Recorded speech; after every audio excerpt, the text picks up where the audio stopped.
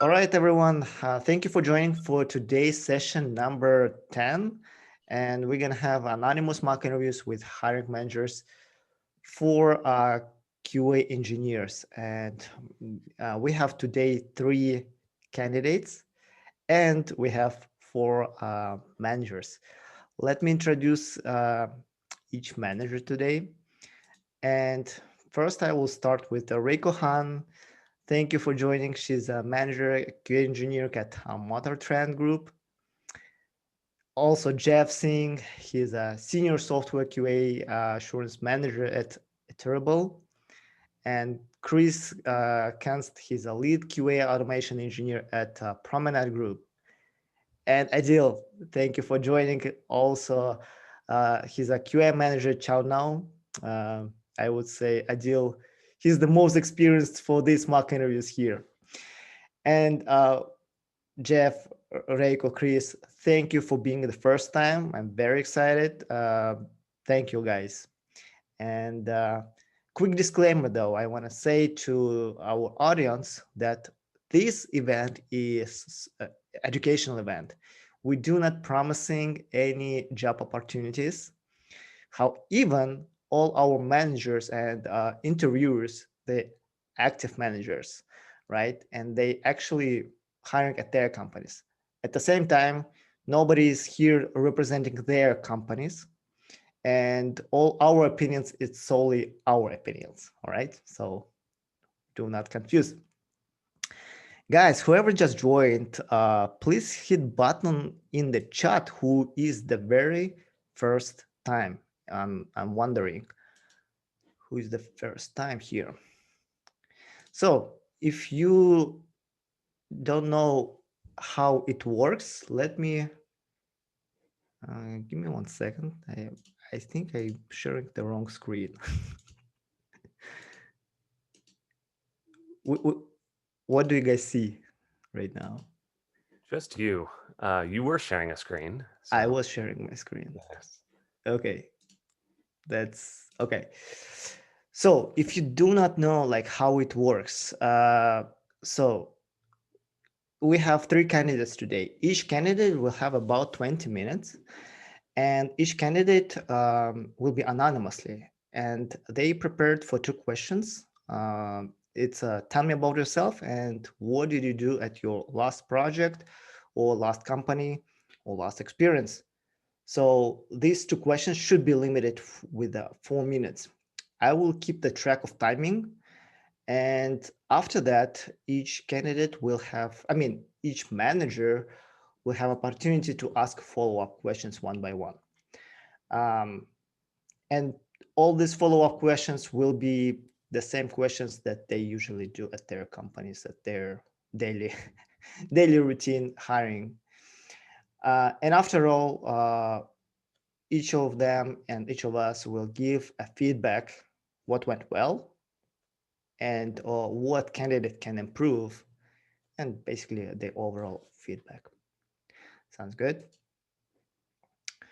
1 second, Tiro. I need to give Ira, you are co-host. Okay, you should be good, Irina. So one more thing, like whoever is the very first time and you're wondering how you can participate in this session, so here's what you have to do. So if you go to the meetup.com in our page, there is basically 3 steps. The first step is fill out the application, Google form. And the second step is joining to Slack. And the third step is in the Slack, Irina is posting the onboarding sessions. Onboarding sessions is basically we're explaining the logistics process. We do not filtering our candidates though. So this event for anyone who is struggling with interviewing with their resumes. So we do not filtering here, right? We are not kind of recruiters here. So, but you need to go through the process and we need to know that you're committed to go through that. And that's pretty much it. All right. If you have any questions, yeah, you can ask also in this chat here. And you can ask questions in the Slack. Sounds good? Okay. Ira, how's our candidate number one? Is he or she ready? Yeah, I'm ready. Yes, she's ready. She's already in panelist. Yeah, I see that. Yeah. Hey, candidate number one. So please share your screen. Give me 1 second. Let me give you this permission. Try to share your screen right now.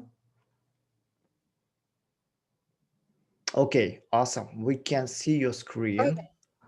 And you have 4 minutes. Please tell us about yourself and your last project. Hi everyone, I'm a candidate number one. I have a previous experience in broadcast engineering back to the country where I'm from. I started just as an intern who managed the quality of the radio data transmission. And with my passion to learn and the detailed-oriented trade, I got promoted to deputy manager the year later. Here is where my inclination quality assurance started. But then I moved to US, new place, new people, and I decided to start a new career. My friend, who is a QA engineer, helped me to realize that the QA engineering, that is what I'm actually looking for. So I started to dig in into this field and started self-education. Then I went to the QA bootcamp, where I got an experience working in a groups with the product manager and developers. I got an experience in manual testing of the web-based and mobile software products. In addition to all of that, I also got an experience in customer service.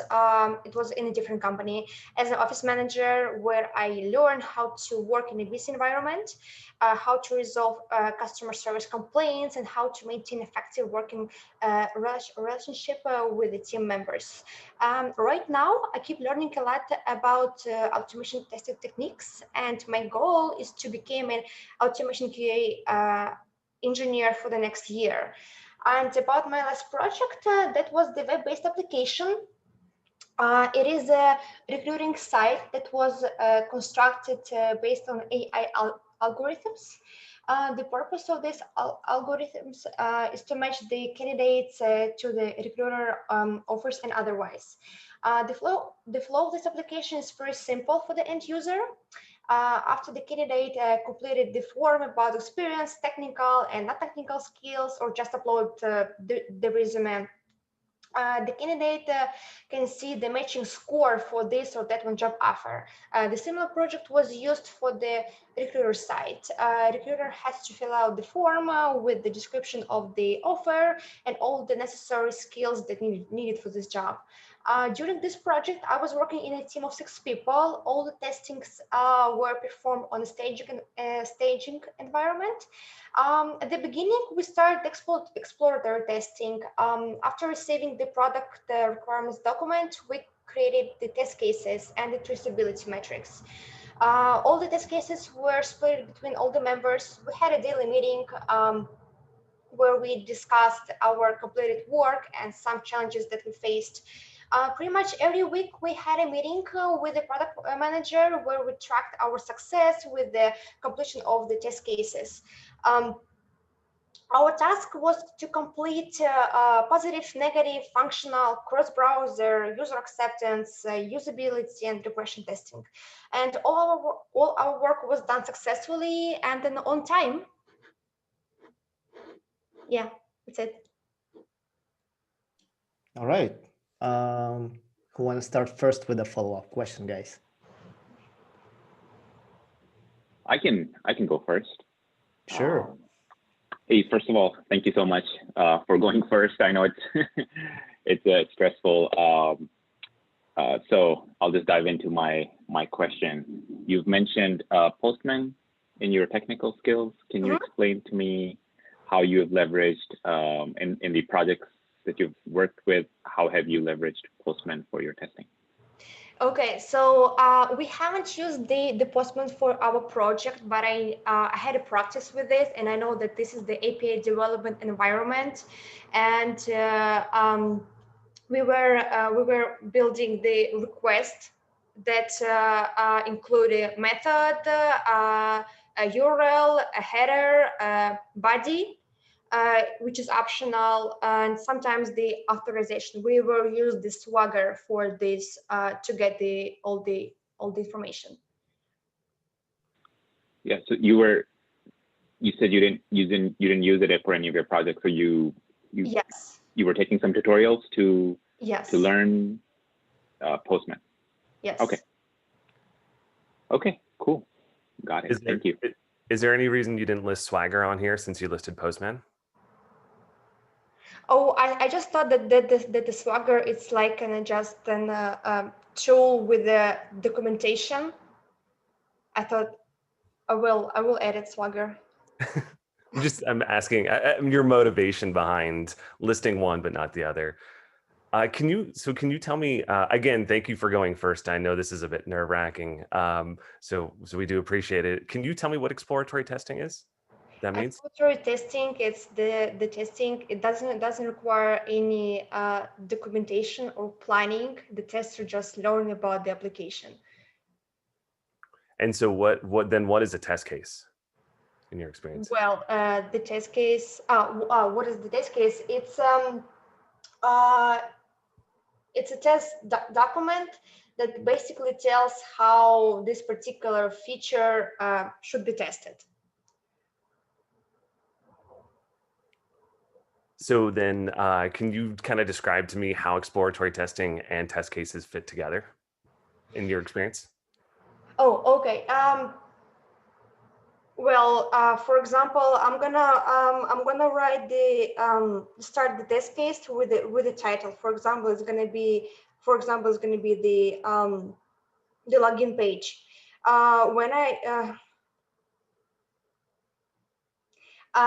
It's going to be the login page. Then I'm going to add the steps to reproduce the test case, and then I'm going to get an expected result and then actual result. Expected result is going to be based on like in the common sense, since I don't have a documentation. For example, if I'm going to enter the valid credentials, I'm gonna able to log into that page.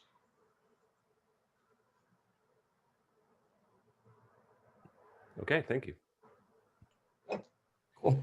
So I'll go next. I love that your resume talks a lot about, the Agile cycles that you guys use. I do have a question around that though. It seems like it's a lot of downstream that, developers check something in and then you guys perform your testing. Can you talk to me a bit about what happens if the developer lifecycle slips, that they slip a cycle, they slip a sprint, and suddenly you have less time to test? You talk a lot about test cases. What happens if you don't have the time to run all your test cases? How do you pick what to run, or what do you do in this situation? Well, if I don't have a time to run all test cases, I should run the most test cases that has the major priority. If they are all passed, that pretty much the product can be deployed. If they are not, I probably need a little bit more time for that one. How do you determine what is the highest priority versus what? The product manager is to determine the priority of the test case. What would you say if the product manager said that every single test case is high priority? What would you do in this situation? I think personally, me, I'm just gonna spend extra time to my probably extra time to finish the all test cases. And since I'm just a manual engineer, probably it's going to be a little bit harder. But when I learn a lot more about automation techniques, it's going to be much easier for me to perform much more test cases in a time. Last follow-up for this question. Do you ever give feedback to your product manager over what you feel like is high risk versus low risk, or do you trust the product manager to come up with everything? I haven't because it was only the like it was the bootcamp project. So he was like my teacher. So I haven't. Okay, thank you. Okay, I think I'm done. I haven't asked the question. So, hi, nice to meet you, virtually. My question is that in your profile summary that you have the strong analytical skill. Can you give me one example you exhibit your strong analytical skill in your QA job? Kind of some describe the situation and then how you apply this skill.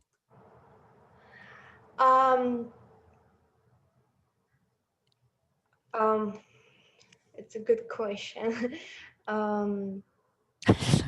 Sorry.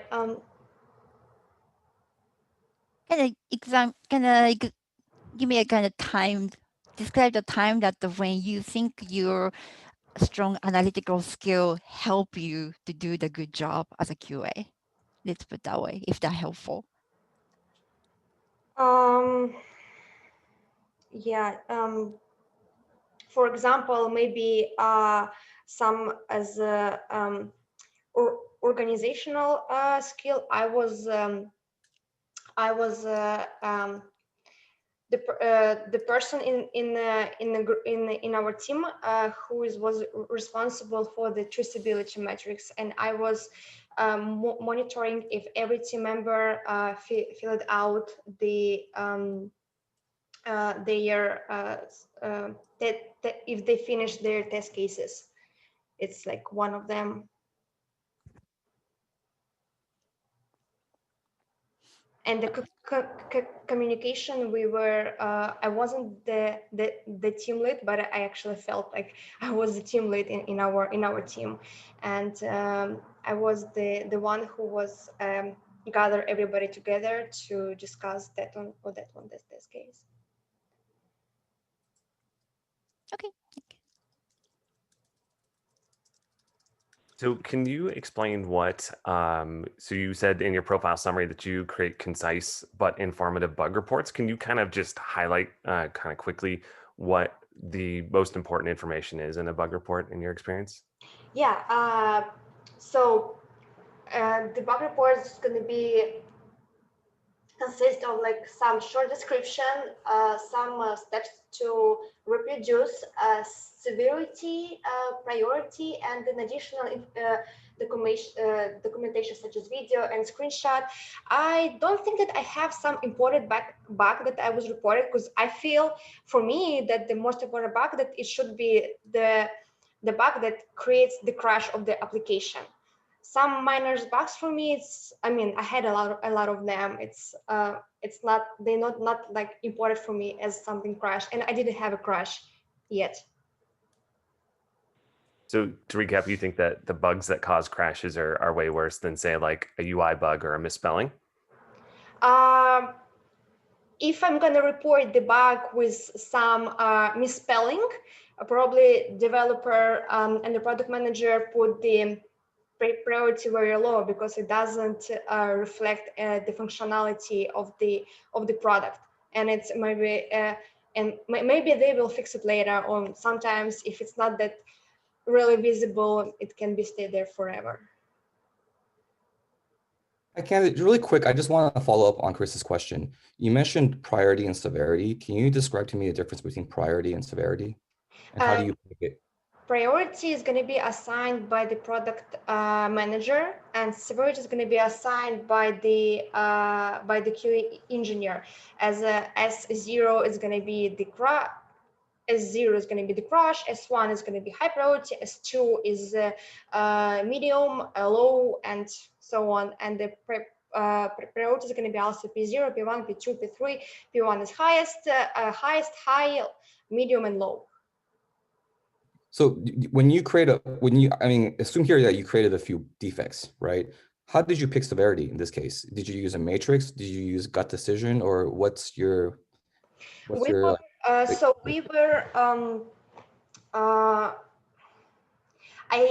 haven't assigned the severity as S0 as the crash data, because I never had it. I had S1 as a high pretty much it was a high priority. I wasn't able. That was about my web application project. I wasn't able to save the jobs that I was applied for, and I wasn't able to see which jobs I applied actually for. So that was for me the bug that caused some problems for the end user. All right, I think we can start with feedback. We just ran out of the time. Who wants to start first? I can go first. Okay. Cool. Again, going first, great job answering all the questions. I noticed, when you weren't sure of the question, you took a pause, and just want to let you know that, and everybody else here, that's okay. Sometimes it's okay to ask for the interview to restate their question. It's okay to ask follow-up questions. It's also okay to take a minute. Any good interviewer, any good company, they're not going to ding you for that. You don't need an answer right away. So I thought that was really, really good. I didn't glaze over the whole thing, but one thing that's always super important for QA when you're applying for QA engineer, especially at a QA engineer 1 level or an entry level junior QA position, you do have a very small kind of typo. There's an extra space after cross browser. So you just want to be careful. Like that really stands out to managers and recruiters when you have typos in a resume for QA. But overall, I like your use of white space in the resume. It's easy to read. I would say a couple of just very things to keep in mind. It's up to you to take the feedback how you will, but they're not. I don't think they're a huge negative. I could find very little wrong with it, but I will say this. In your technical skills, you listed Microsoft Office programs. That's probably not necessary for this position. Your technical skills, I would say, and interest. Just looking at it, I don't know, like have some reason why you list something on top and the list on the bottom, right? So have some reason to order them, even if it's alphabetical. Like so, it's kind of hard to pick that up right now, I think. And also with that, if you list something in your technical skills, do find an opportunity, like somehow find an opportunity to talk about it in your experience, or if it was part of the learning you did. Because if you have technical skills listed, but you don't have it listed in your experience, sometimes it's difficult for recruiters or managers to make a decision. Should we move forward with this resume? And just final part, and again, this is not just, this is just for everybody, just a reminder, the references available upon request is really not, it's really not necessary anymore. It's just assumed. But overall, I like your use of white space and resumes easy to read. So thank you. Thank you. I can go next. I agree with his comment about the technical skills, and we get a lot of resume listing like tons of technology, and when we ask about it, I was like, oh, I'm just learning or reading the book. That really doesn't provide any good impression. So if you list that one, if you use it once, I usually don't recommend putting that either in my opinion, because I dig into those questions, and if it's a huge turn off as a hiring manager that you listing in the resume, but you don't know much and you're learning it. That's good, but that's kind of one feedback. And good part was that your introduction and explaining the background, how you get into QA, those are very comprehensive. You're very well prepared, so you present yourself very good, and that was a great start of the interview. So I'm very impressed by that. That's good. And one thing that I usually ask a lot of behavioral question. If you ask about what the test case is, what's this, as a lots of people just will prepare for that one. But to prove that you actually know, I usually ask a lot of behavioral, which means that how did you use that tool, and how do you know, and what you use this tool, and then what you learn about it, and that experience proved that you actually know and then use it, instead of just answering yes, no question, or kind of cookie cutter question about the what's this postman or what's this. So I think I suggest prepare for those kind of questions. There's a lot of online resources that what kind of question usually manager ask, but basically if you put in a resume, just be prepared that what you use for, and you can discuss and explain your experience. That's my feedback. Hope that's helpful. Thank you. Thank you. Very Let helpful. me go after Reiko. What she said was really, really close to what actually I look for too. I think some of the best QA engineers, even automation engineers, are storytellers, right? So when I see your resume, I want to see the story. I want to understand what sets you apart from all the 100 other candidates that are in my system, right?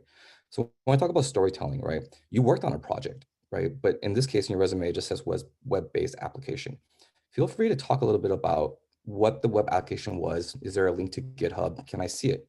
And then your resume itself should be in that format, right? An X, Y, Z, right? You list a lot of X, what you did, but I want to know why you did it and what was the impact and result from it, right? If you were to say something like communicated with developers, product owners, and stakeholders, well, what did you communicate? And why was this impact important? And why was that impact?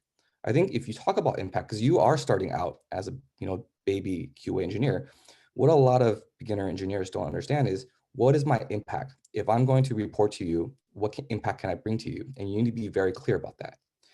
To follow up also on the story portion, we asked you a lot of questions and you had answers, but you have to remember, we don't know your project well. We don't know what you were doing. And when you're using examples from your project, there's a disconnect because we're not quite sure we understand why you did it, or if you did it just because you were told to do it. Remember, impact is about what can you bring to the table, not what I can make you do. So make sure that when you do give examples, make sure you preface, what did you work on? How did your test, what did you do? What's the impact and why that's important? Okay, thank you. To reiterate what Jeff just said, that and Reiko, like 100%. So your resume is telling your story, right? So if I'm a hiring manager, 2 pages is good. I don't want any more than 2 pages, because if I get hundreds of resumes when I post a job, right? And if it's more than 2 pages, I'm like, I can't spend the time. So it's a good length, but I do want to know what your story is, and I want everything to kind of tell that story. So some things really make sense. Like during your description, you said you did a boot camp, I think, but I don't see that on here. I see you have a project at a boot camp, but like if you took a testing boot camp and you gained some skills, like I want to know that. That's really good. I don't necessarily care that you were an office manager though, because that probably really doesn't, unless you have a story that you can tell with that about how that might help you in your testing role. I want just sort of that coherent story about, why you're unique and, how everything kind of comes together and how you can talk about things. Overall, I think, good job. To Reiko's point, yeah, I ask a lot of behavioral questions. I want to know the why. To Jeff's point, I want to know the context behind everything. So I want to know like what your project was and like what industry you're in and what the goal of the company is, and then how you play a part and how you make an impact and how you deliver. And if you can talk to those things, you'll go really far, because that's more than a lot of people can do. Thank you. Thank you so much. All right, guys, I think all feedback was incredible, useful. And I just want to add something else, like specifically when I think Chris, when asked how the test cases was aligned to exploratory testing, um, I got an impression that you don't have clear understanding what comes first and why and how it fit into exploratory testing. So if you honestly, if you're not really sure about that, maybe step back and try to think through that, and take your time and don't try to answer right away. If you're not clear understanding with the question, I think Chris also said that it's better, or Adeel, it's better to ask it's better to ask a question if you do not understand that 100% sure, instead of answering vague on the question. But obviously you're the first time here and this is stressful, and that says a lot, right? And definitely just go forward, go and practice, right? And dear managers, please take a note, because in the end, we're gonna do poll. So all our participants who is participating here, they will be voting like which candidate did they like the most. And then our managers, they will do the same thing, but in our private channel. We do not tell like which manager choose who, but we'll get the scope and says, okay, we have two managers, they want to go forward, they would go forward with the candidate number X and Y. And then managers, please, we want to know, why did you choose this candidate, or maybe you didn't choose any of them. And right now our opinion is not about like, let's say managers have opening or they don't have an opening, but it's based on how well prepared for the interview our candidates are.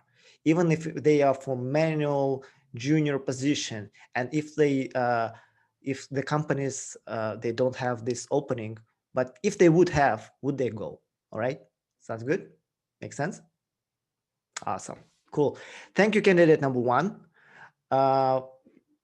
We go forward with candidate number two. Candidate number two, are you ready? Yes, one moment, I will share my screen. Yes, please share your screen. Oh, one more thing about candidate number one also. She did really good timing though. I think this is also very important to get prepared. So timing is important. Okay, cool. I can see your resume, and please, candidate number two, tell us about yourself, and you have 4 minutes. Hello, everybody. I'm candidate number two.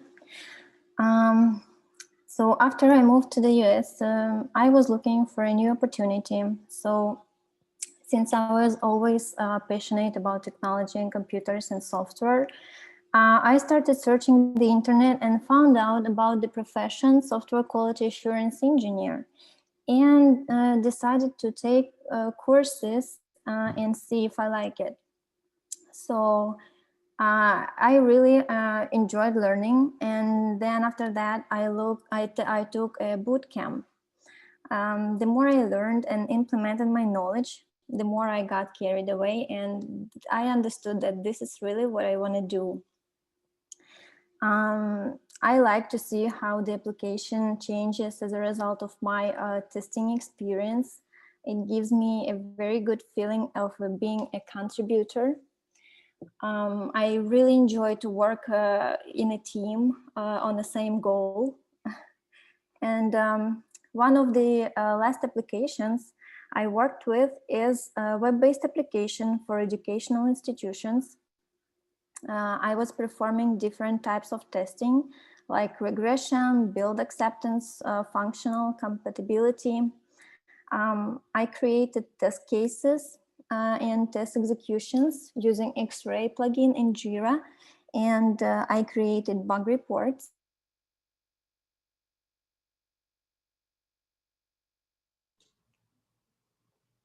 Candidate number two. Did we lose her? All the documentation we have in Swagger. Sorry. Yeah. Okay, we just miss you for a couple of seconds. I don't know. Oh, sorry. Okay. Yeah, go ahead. I was using Postman to run API testing, and for API documentation, we had Swagger. Also, I created simple SQL queries to verify data in database. There are two target groups of users, students and teacher in that application. So teachers can create custom quizzes and assign them to a student individually or to the group of students, and grade the answers and track the students' progress. Yeah, that's it. Okay, cool. J managers, please go with the follow-up questions.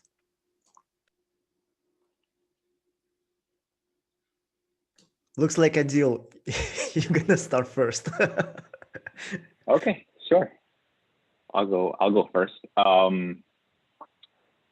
So can you, perhaps the same question, looks like you've used Postman before. What have you used Postman for?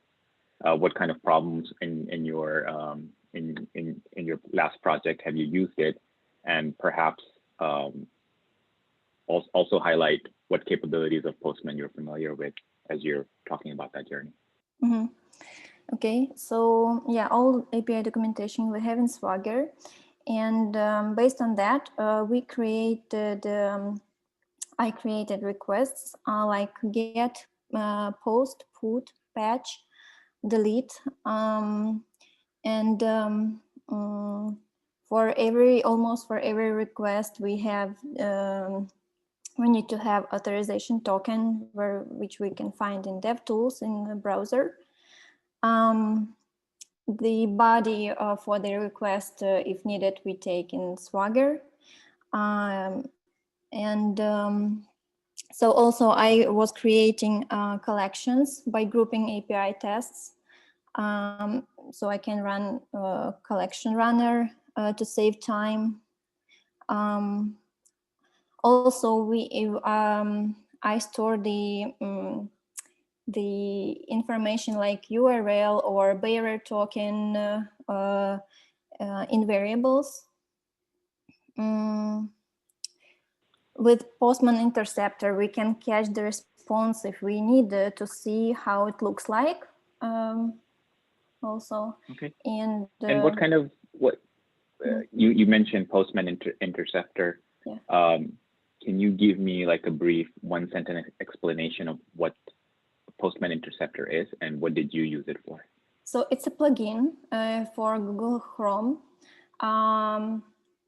So you turn on in the Postman application, you turn on the Interceptor, and then you turn on the plugin in Chrome, and then you make the operation that you want to, that you need to, and the request you can see how it looks like in Postman, and for example, like the body of the request in JSON format, you need to fill the form or something, or the quiz, for example, like I had. So yeah, and then stop the interceptor, and I take the body from the Postman request. Okay, cool. Awesome. Thank you. Mm-hmm. A follow up to that question.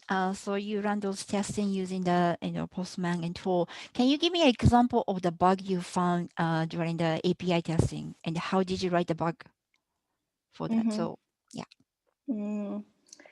Bug.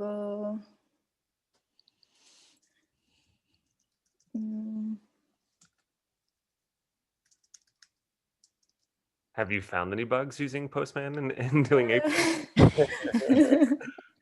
It worked well. Okay. And I didn't catch any bug. Okay. It was just I got the response like 400 bad request, or 404 page not found, or 403 not authorized. So things like that I got. Okay. And what happens when you come across those, right? So like, let's say you run a request and you get a 404 not found. Now what do you do? So I search what went wrong. Maybe it was my mistake. Maybe my request was not correct or something. I guess what I'm asking is, how would you know if it's like your mistake or if there was a bug?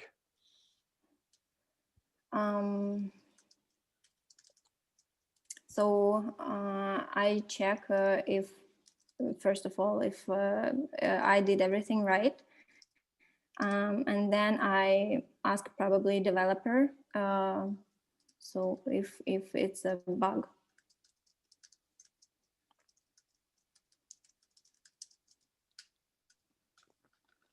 All right. Thank you for that. So can you tell me?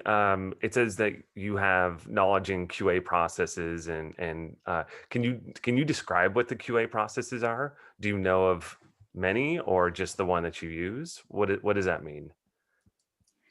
QA process. So QA process starts with the requirements, and I didn't really understand the question. The whole process, right? How Yeah, the first line, like the most important thing I think on your resume, because it's at the top, says you have knowledge in QA processes, and I'm just curious what that means. Yeah, so I know how the QA process goes, and it starts from requirements.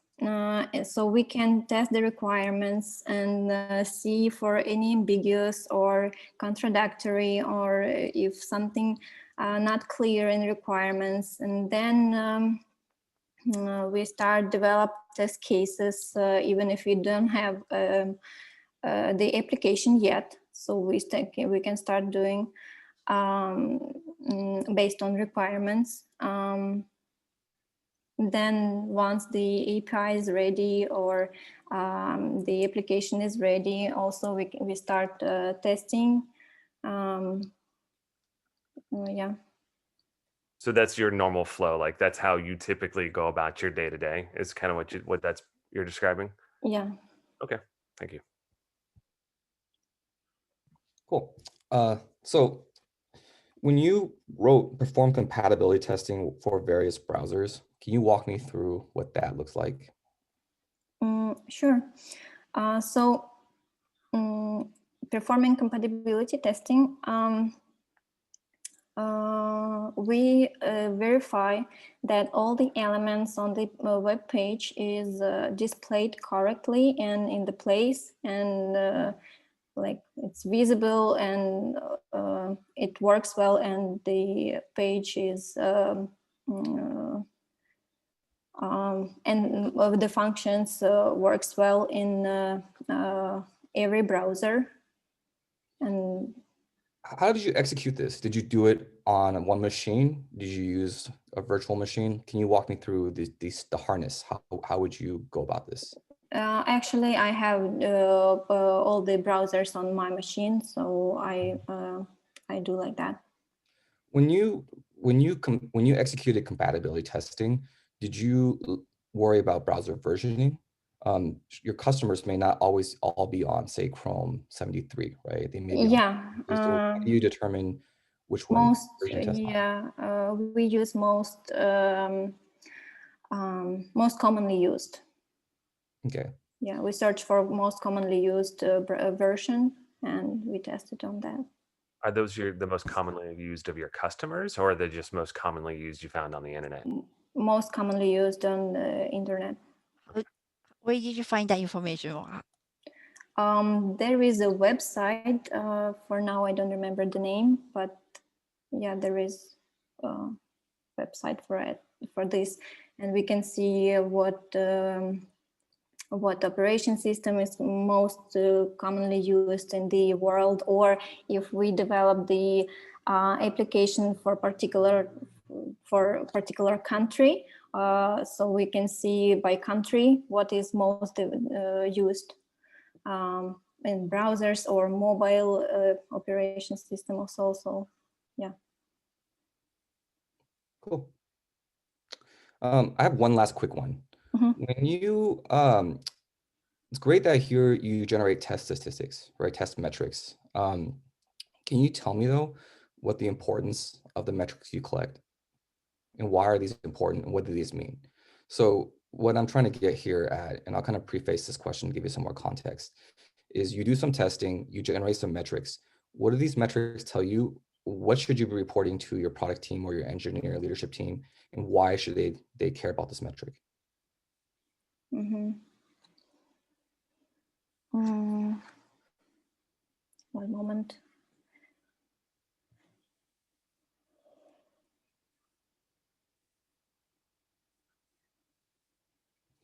And let me know if my question is confusing. I could rephrase it if you need. No, I pretty much understand the question.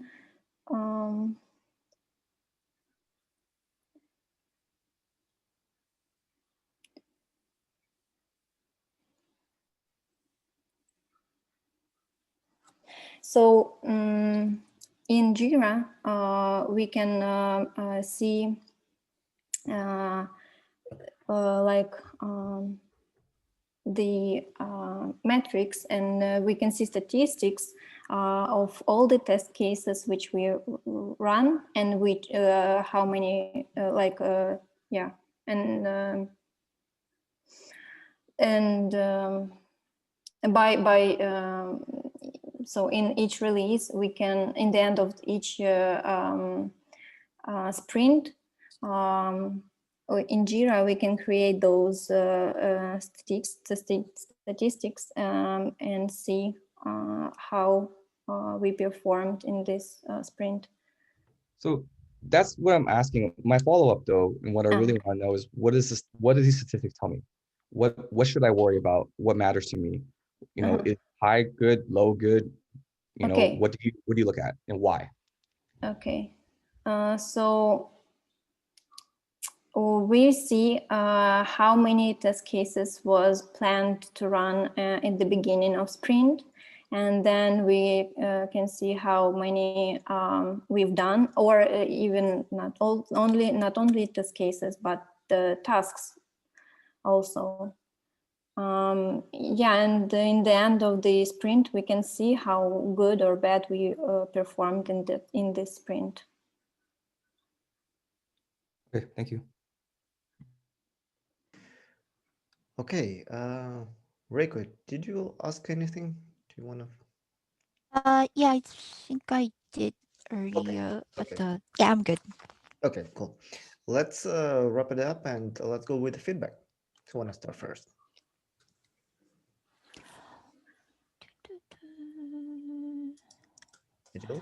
I can start then. Yeah, I think a great job describing your experience. And then, so one feedback for the resume is Adeel mentioned earlier for the other candidate too, the other typo. Make sure that there's no typo in your resume. And it's a QA's most important skill set I consider, was the attention to detail. If you cannot QA your resume, that's not a good thing. And then another suggestion is that you have a lot of bullet point of your experience. I would prioritize and what you want to tell the story, like another manager said before, that you say like you work on this application, that, but toward the end you talk about your actual project. I suggest you just put that on the top and then describe down to like what else you did with that project. That tell better story and emphasize your experience you got, if that makes sense. Thank you very much. Yeah. Yeah, and then yeah, I think that's kind of main stuff I had. And I can go next. Your resume actually is very strong. You inside it, you have a lot of good, strong points on what you did, and you know, this is definitely something like, if I read your resume, like, yes, you do have work experience. The one thing though during the interview that I'm looking for more is a stronger grasp of why are you doing some of these things. Some of the questions, how you answered it, you're talking about the motions you do day to day, but it didn't convey really clearly why you did those actions. Does that kind of make sense? I really want to see, you know, when I interview a candidate, they understand very clearly, why am I doing this? What is the point of this? What is the benefit that I'm giving? What's my ROI, right? I ask you questions about metrics. I don't per se care that you know how to generate those metrics or Jira does it. I want to know what those mean to me as a manager. You're executing API testing. You know, what are you looking for? What is your testing? Like, why is your payload a certain way? Why is your auth token a certain way? What are you checking for? And what's the expectation? I have no doubt you know how to do your job. I want to see more clearly defined, you know, why you're doing your job. Does that kind of make sense? Yeah, sure. Thank you. Thank you. Yeah, to kind of just bounce off of, I just copy what Jeff says. Yeah, so, you know, that's why I asked about QA process, right? Like that's one of the first bullet points here. and you kind of struggled to describe it. And so really what I'm looking for is somebody who knows and understands what they're doing, why they're doing it, and the trade-offs involved, right? If you're going to run a bunch of metrics for your project, you should know like why you're doing that and what it's being used for, because if it's not being used for something appropriate, you should push back against that, right? So you know, testing is constantly this battle of trade-offs. You know, I like that your resume here is a single page. I think you said you did a boot camp, but I don't see that on here, right? To me, that's really important if you did like a testing or QA boot camp to actually get that on your resume, because it shows like I'm interested in learning more and getting better at what I do. You know, there's a lot of bullet points on this, so there's like a lot of different items. You could probably clean some of that stuff up and describe things a bit, kind of, again, provide a little bit of context in how you do it. For whenever you're going to interview with someone, you know, the context and being able to describe what you're doing and why you're doing it is ultimately going to be really important. Thank you very much.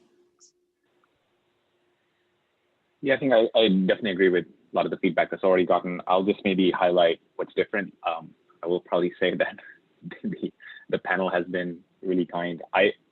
You know, we do appreciate you taking time to do this, but your resume doesn't look like a QA engineer's resume. It doesn't look like you've put a lot of enough care into it. The typos, there are multiple typos.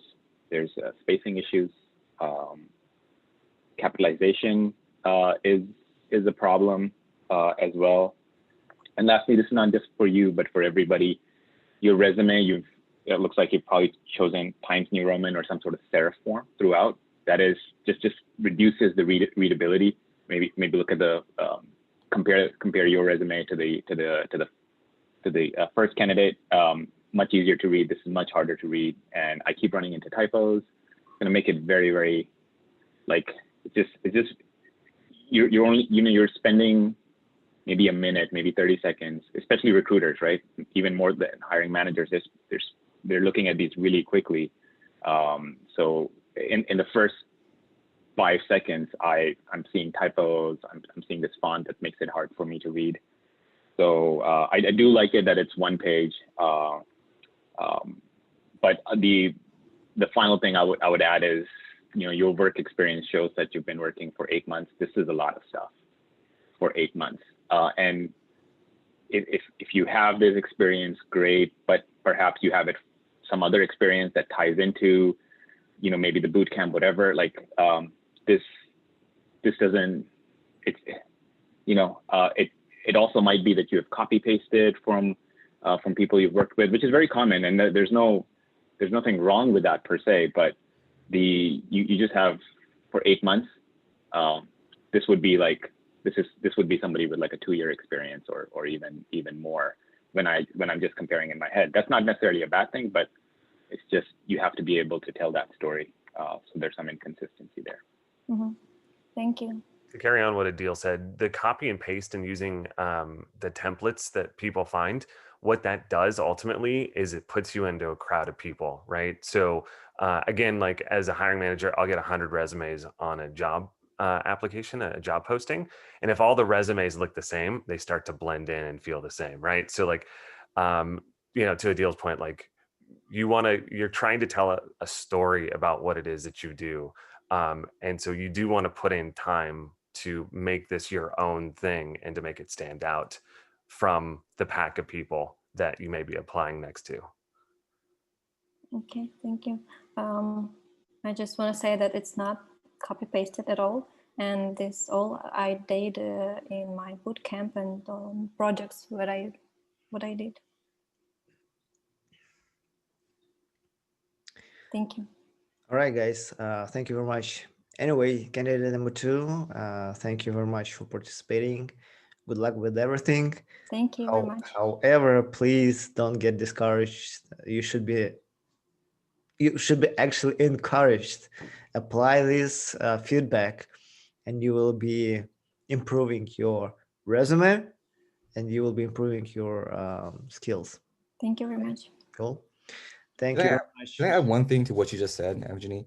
Yeah. You know, for all the candidates here, you know, I've been doing this for 15 years. My resume looked just like this when I first started. It was equally, you know, it's a struggle. The fact that you're here and that you're doing this and you're trying to improve, it's a great first step, right? No one comes out and immediately is like a hotshot automation QA, like whiz, right? It takes time. The skills that you are displaying here and that you're improving here will set you up for success later on the road. But it's really important that, you know, like I said, you know, everyone here on this panel, they've gone through the exact same things that you're going through. They've learned to tell this story, to understand their impact, and that's what driven us forward. So, you know, great that you're here. Don't take anything like personally. I think you're all doing great, and I'm happy to see you all here. Totally agree. Totally agree. Okay. Thank you. And let's move forward with candidate number 3. Candidate number 3, are you ready? Yes, I am ready. Just a second. Yeah, please share your resume. And guys, by the way, let's maybe talk after the mock interviews about the resumes, like, because this is a very, I think it's very interesting topic, very subjective though. Some people like this style, some people like that style. And let's maybe discuss, let's maybe talk about it, like what would you like to see in the resumes, what you don't want to see, as you just all mentioned today, like the format and the story, right? Just like maybe 10 minutes. Okay, candidate number 3. I can see your resume, and please tell us about yourself and about your recent project. You have 4 minutes. Okay, good morning and good afternoon, everyone. Thanks for having me here. I really appreciate this chance. So a little background about me. Before starting this journey as a QA in the QA field, I have worked as a teacher and a journalist for quite some time. And I have gained a lot of experiences in those professions, which can be easily transferred to this field that I am starting.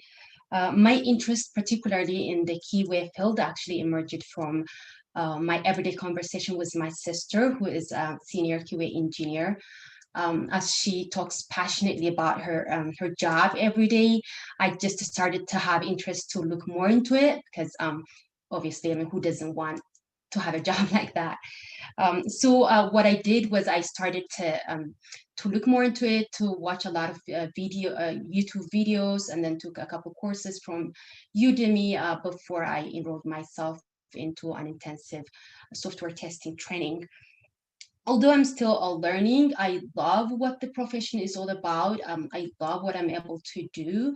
And I feel like from the theoretical aspect of the training and from the projects that I'm part of, I feel like I've gained quite a lot of new experiences, and that I am ready to join the real professional team out there. About my last projects, as you can see in my resume, I have 2, but because of time, I would be talking about the first one. So the first project that I was part of is a web-based application that aims to match candidates and recruiters using some sort of mathematical algorithm. During working on this project in an agile environment, my responsibility was to test the application for functionality and non-functionality aspects. I obviously produced a lot of test documentation, including test plan, test scenario, and test cases. Of course, I executed my test cases and performed end-to-end testing. I did usability, UI and UX for the application.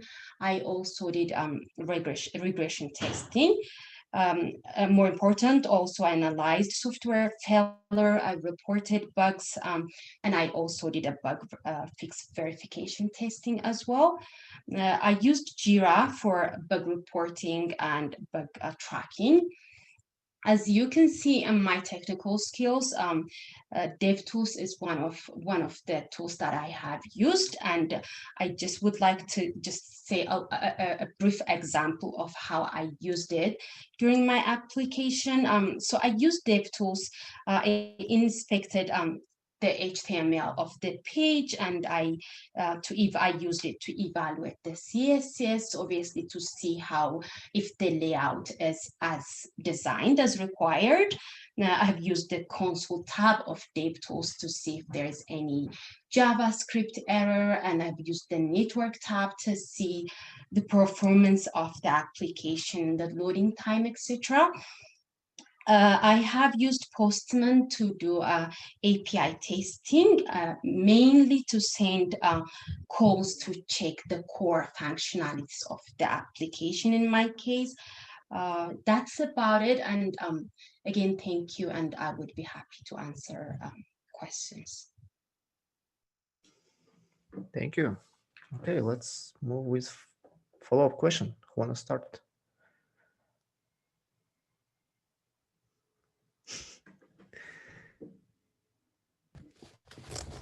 Chris, you want to go or I can go? Yeah, Go ahead. Go ahead. I was going to say I get lost if Adeel doesn't go first. So no. Here. But I can go. So yeah, thank you for doing this. You know, we appreciate you know, you being brave and subjecting yourself to an interview. And so so looking at your resume, can you describe what the difference is between you've got some different stuff on here, but can you tell me what the difference between a test case, a test plan, and a test scenario are?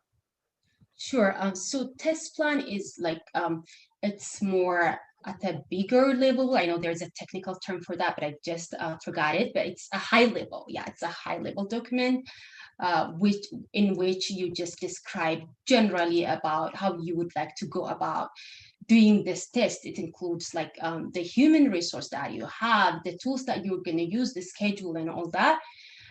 Test scenario is a document where you identify testable features of the application. I would say, okay, this feature, this is what I'm going to see from this feature. And then going down, test case is a specific document where you say, you just based it on your test scenarios, and you say, okay, I have this scenario, and then what am I looking here? And then you prepare it, and then you have your expected result and how you want the application to behave for that particular aspect that you have developed. Can a test case not have an expected result? Can you have a test case without one? I mean, if it actually failed, or if it's like failed or like passed, that's what I meant when I say expected. Like you have, for example, if I'm testing, okay, then if I'm testing, let's say a text box, I say, okay, should it accept texts or like special characters, and that would be my test case. And I run the application, and if it actually did, then that would be pass, and if it failed, then it will be failed. That's what I mean. Okay, thank you.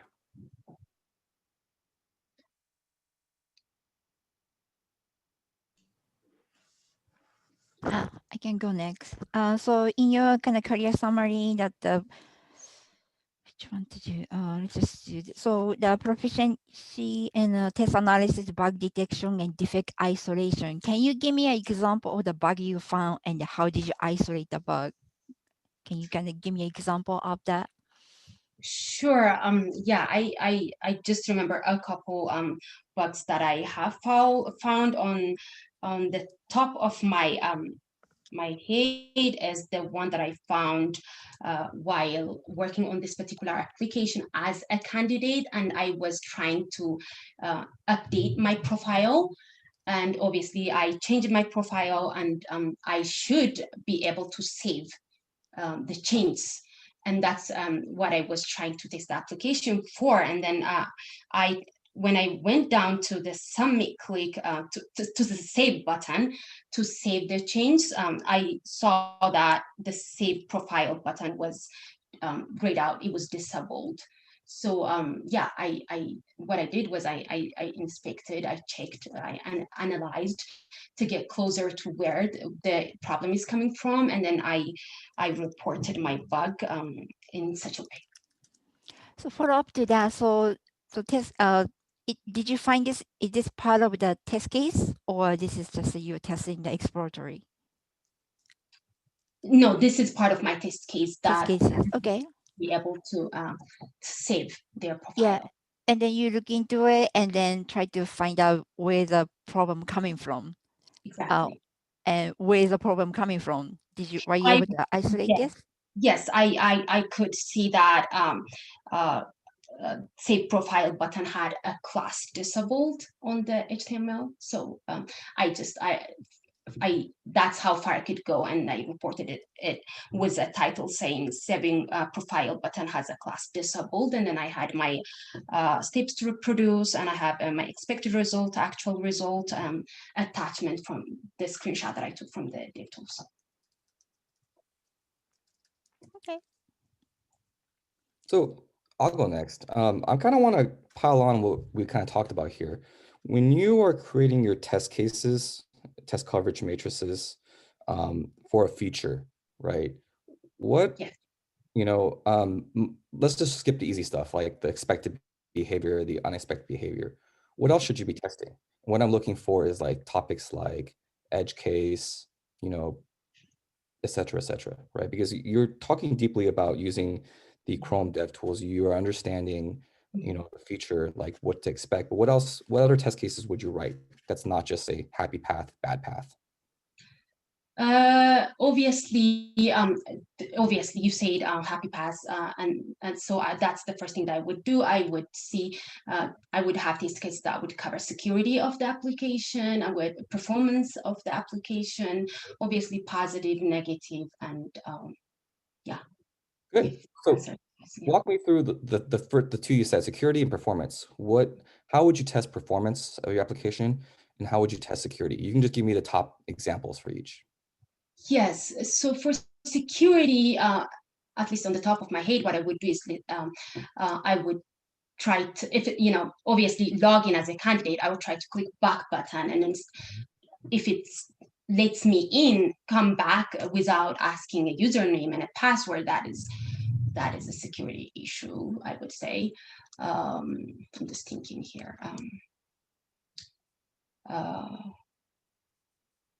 Yeah, if I'll try to log in from different computers, from different machines. Obviously, I'll try to log in with different an invalid password, and that's obviously easy one, I guess. Yeah, I think that's what I can think of right now. Okay, what about performance? How would you test something performance-wise? Performance-wise, mainly it would be like I will have to have documents from automation. This is best done automated, I would say, to see at least how it behaves for load. But then I guess like logging in, logging out, like I'm just thinking, and then performance time, of course, like how the page is loaded, how fast. That's something that I can check from the network as well. How do you derive what is acceptable versus unacceptable for performance? You mentioned say page load, right? So what is passing page load? What is failing page load?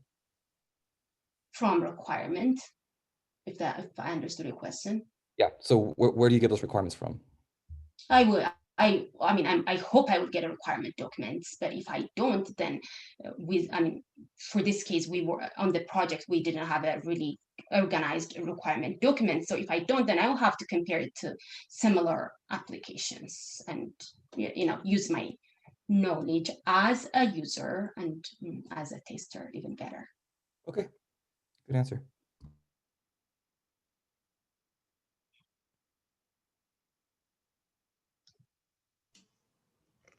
Adeel, I think you are muted. I mean, something wrong with your mic. Yeah, absolutely. Okay. Thank you for pointing it out. No, I don't have any additional questions. I thought the panel did a really really good job of asking questions, and I think the candidate did a good job of answering them. Awesome. So let's move with the feedback then, right? Okay. Yeah, I can go first on the feedback. I really liked in your introduction. I like the story you told, but I really like you pointing out Chrome DevTools and telling a story around that. Also,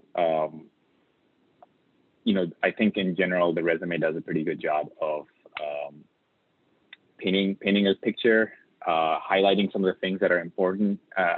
Sounds like you may have gotten feedback from your sister. You mentioned she was in the field, which is great. The resume is just really the points you've highlighted really appeal to hiring managers, I think. So good job there. I don't want to be a broken record, but just point out, I think I won't, not to go into too many details, but the resume can use some improvements. Didn't necessarily see any big typos that stood out, but just spacing around you know, your second project. So hate to be picky, but just a reminder for everybody, for QA engineers, your resumes are really important. That's what's, somebody sees that before anything else, and usually hiring managers aren't going to be super strict about it, but one way to differentiate yourself is to have a resume that you know, that's free of typos and any spacing issues. So overall, good work. Thank you. Yeah. In addition to that, for the resume, that when I got this resume, actually I didn't see the technical skill. That part was cut off. I don't know that was the formatting or the way we send it, but I didn't get that part. So when you send out the resume, make sure that it's printable and you can see everything. I want to check that. And another thing is, during the introduction, you described pretty well with where you're coming from and also the project you worked on, but I don't see that in the resume. Those should be the main point instead of just creating test scenario for the main feature of the application. That doesn't appeal to us. It's like what application you tested and how you test it and what kind of testing you have done. So you talk about performance, page loads, and those stuff is good item, but I don't see that in the resume. So once you get to a couple steps of the hiring process, resume screening, if you don't have that information, you may not even pass that to describe, get to this opportunity to talk about your experience. So you might want to consider that to add those details. I think that should be helpful. And then, yeah, I think that's the one kind of resume stuff. So Awesome. Thank you very much. Yeah, I can go again, or next. Sorry, not I go again. Yeah, your resume compared to your interview was very interesting because your interview you did really well. You're very able to talk about the impact. One of your answers struck me was, as a tester, these are the things that I should be aware of, like the response time, right? That's huge. A lot of testers don't think about that. Your resume needs to reflect this, right? What I would talk about is highlight, the projects that you did, like what Reiko said, but talk about how you did it, like performed, security on this, like these are the things that you're in charge of. It's really important that you can show that, these are the things that this is the impact you've done, and then this is how you drove it. If you can kind of clarify that, I think that would be really strong. Okay, thanks. Yeah, just kind of just summarize to the thing that we keep saying is that these interviews are great because you have a resume review and you have an interview, and they're really two separate things. And your resume does need to tell this story about what it is that you want to get in front of a hiring manager. And so providing context is really going to help, right? It's tempting to start listing just a bunch of like buzzwords, like I did regression testing, I did this kind of stuff. But if you can actually describe those things in the context, they become a lot clearer. And you were able to describe a lot of stuff at a higher level of detail than I would expect with somebody of your experience, which is great.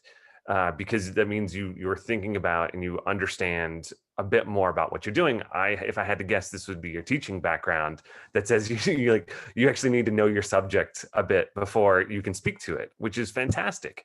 But then just like listing a bunch of bullet points and, knowing, like you mentioned the software testing lifecycle, like that, if you can, it's better if you can describe these things and put them into context than it is to just list a bunch of bullet points, right? So I think you can tell that story a whole lot better than what you have. It's what you have isn't bad. You've got it to one page. It's pretty clear. Like I said, I actually really enjoyed your interview. I thought like you knew a lot more than I was expecting you to know based on your resume. So I don't know what that says, other than either you're really impressive, which you are, but then that also might mean that your resume is less impressive, and you can probably close the gap a little bit, right? So that people understand how awesome you are. Thank you very much. I will work on it.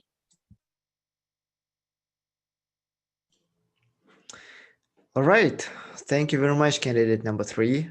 And let's move forward. You can stop sharing your screen.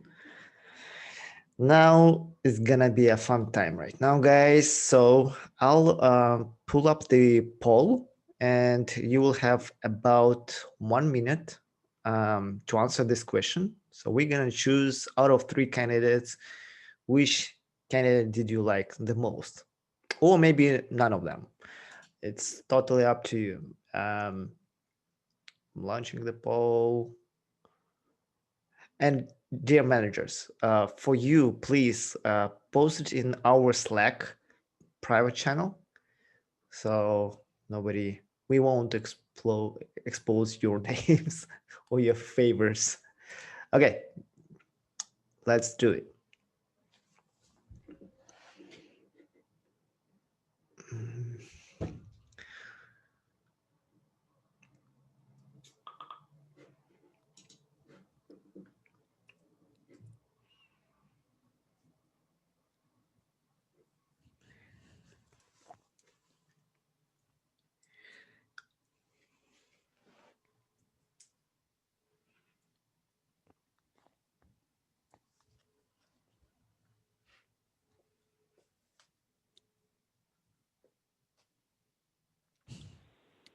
Really quickly, while we're waiting on that, I think somebody asked a question about capitalization. Just really quickly, I think the key there is consistency.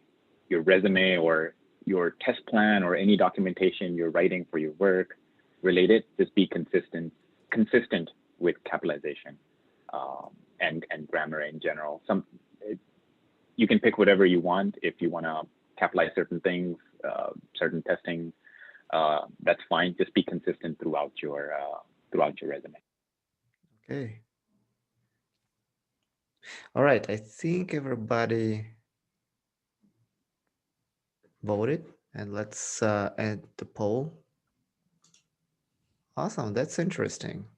Let me share results.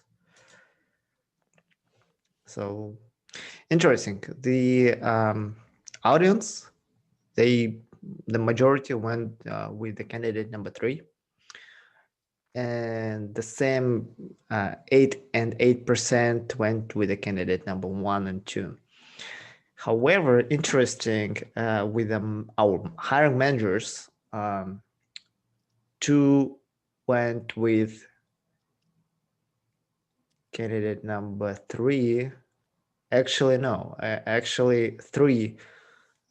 They go with candidate number 3, and 1 is went with candidate number 2. This is interesting. Okay, let me stop sharing this results. And can you guys just briefly explain why candidate number 3 and why candidate number 2? Maybe, and why not the others, right? What did you like, what you didn't like?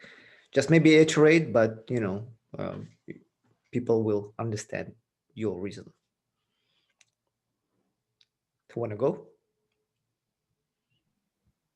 Sure. Adeel. I always wait for Adeel to go first, and when he doesn't, I'm lost. Yeah, Chris, go ahead. Yeah, sure.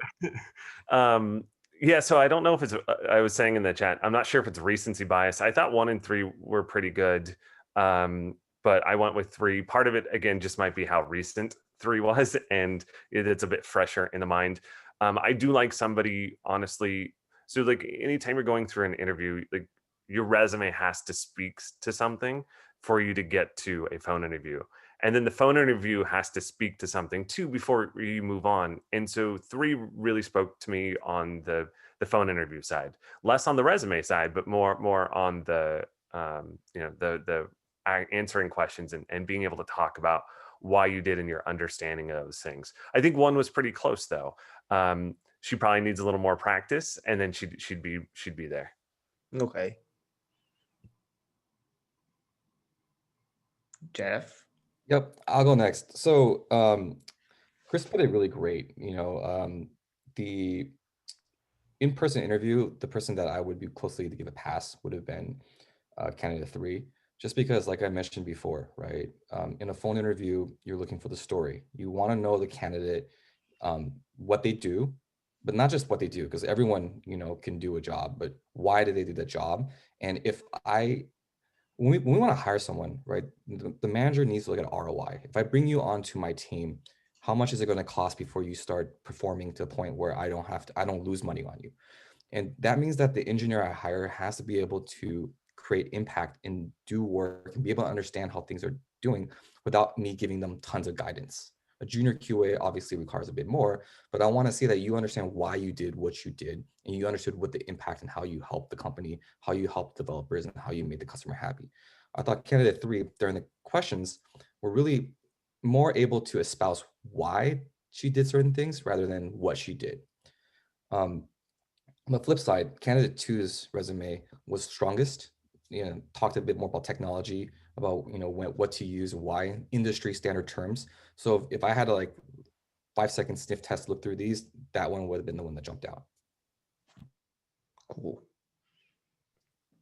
Okay, I go next.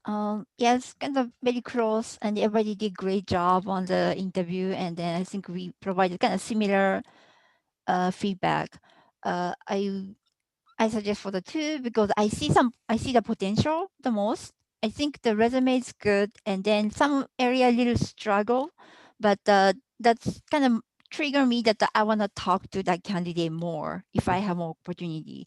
And then yeah, other candidate 1 and 3 did good, but the thing is, candidate 3, I don't think 1 and 3, I probably don't even pick this resume to start with. And once you talk and you have a lot of good point to convey, but once it's like you know, Chris and Jeff, everybody said that we get hundreds of resume.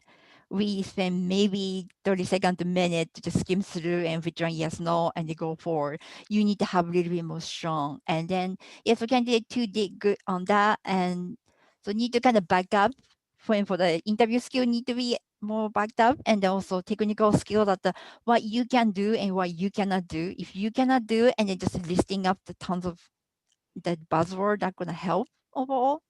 But that's kind of my logic. Awesome. Adeel. Okay, cool. Yeah, I went with 3, but I thought everybody on the interview, you know, on the candidate side had some strong points. Just wanted to highlight one thing on candidate 2 that I thought if somebody I thought, and it has been a while since I've seen that in this forum in general, but if somebody was looking for an API focused position and they were looking for maybe a more junior or a little bit beyond, I think that resume would definitely appeal to people. So just to highlight, like, you know, API testing is, you know, testing with APIs is becoming a more and more important part of it. So I definitely see the potential in that resume to get a call if they're if somebody's specifically looking for API experiences. I would just say know your, you know, for all the candidates, know your strengths. Know that a lot of your questions are going to come from your strengths, especially on a phone interview. A manager is really there's going to be a lot of I think Enrico said it best. Like, there are going to be a lot of softball questions like that at a junior QA level position, and they're going to come from your resume. So position your resume that way, but also be prepared to talk about those things. So if I'm candidate 2, I'm prepping, I'm building stories in my mind. I'm trying to connect things. I expect a lot of API questions if the job posting had an API in their requirement. Cool. And again, let's take like maybe 5 minutes and walk through the resumes. What would you suggest, right? For and you already covered some of them, but at the same time, like styling, right? The styling and the formatting, like the font. As I'm not sure, was it Adeel or Chris mentioned about the Time New Roman font? It's very hard to read, and I totally agree. So this one, for example, I think it's Arial or something. It much more user friendly. But yeah, maybe like couple bullets. And also there were a question like in the resume. I think it's pretty, you can easily to Google this question. Should you put the dot in the end? But you shouldn't, because this is a list, right? Anyway, who wanna go with let's take a candidate 2, I think. No, let's go with the candidate number 1 and then 2 and then 3, right? You mean feedback for the resume? The styling. Just let's talk about the styling and then the content of the resume. Maybe few words. What do you guys think? Which of them is interesting styling or maybe easy to read, right? I think the preference of the manager. So I think I don't know. Yeah, I mean, my preference, like if I was looking at them, I definitely say the candidate number 1 had the best template and grammar formatting. This template, right? Yeah. I mean, it's not perfect, and it's never going to be perfect because there is such a subjective thing out of it. But out of these 3, I would definitely, for me personally, like the number 1, like that kind of, like, there is empty space. Capitalization overall seems very consistent to me. Not that there can't be improvements, but that would be the one that I would go with. Okay. And Reiko, you said that resume number 2 for you, it's more appealing, right?